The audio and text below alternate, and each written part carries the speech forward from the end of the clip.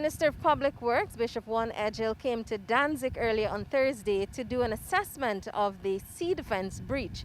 Now, earlier he spoke with residents, regional officers, and some contractors.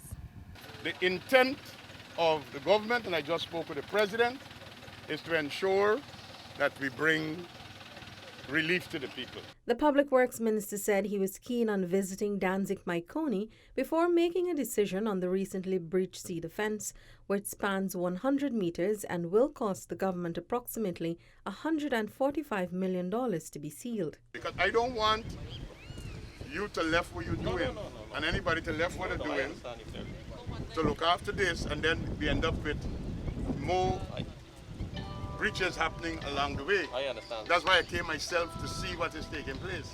At the moment, BK International Incorporated is already fixing some 500 meters of breached sea defense in the same area. According to Minister EDGHILL, his senior team had recommended that the new breach be completed by BK. He said the advice by his permanent secretary and technical staff was due to the inaccessibility to the site and the prevailing conditions. However, he was not satisfied with those arrangements. During his assessment Thursday morning, he learned that another route separate from the one being used by BK could be made to access the new breach. Our position, Mr. ANS and BK, is whatever work you all have is to continue your work. And our intent is that while we're protecting there, is to get the other breach sealed. To this end, Minister EDGHILL said another contractor can be engaged to resolve the breach. I have asked my permanent secretary to arrange for emergency financing so that we can be able to get the work done. I was advised that there was only one access to the site, so the proposal was for the contractors that is already mobilized to do the additional breach.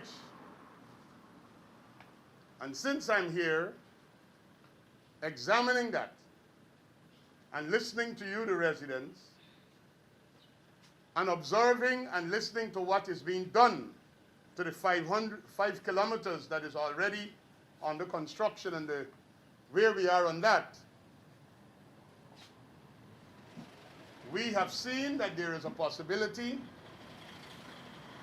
that another contractor can be mobilized, both with equipment and materials, to get to work to seal that breach. Minister EDGHILL also spoke directly to the contractors, telling them that he wanted to see accelerated work and little complaint.